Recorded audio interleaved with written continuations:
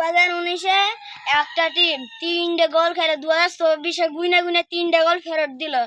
যে একটা দল ছিল যে 7 আপ খেলো, সেই দল নেইমার। এমন একটা দল ছিল যেটি মুস্তাকিম বলেছে, ওটি এখন আমি ওই দলের বিষয়ে কিছু বলবো।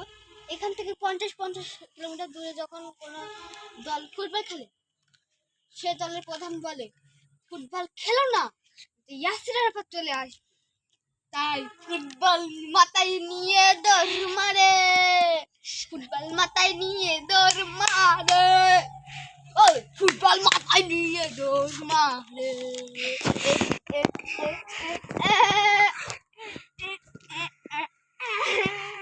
কোন দেশটা জানো?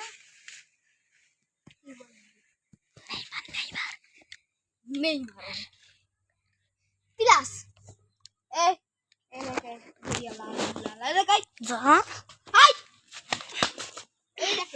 এই বদমাশটা আসছিল কি দেখছেন?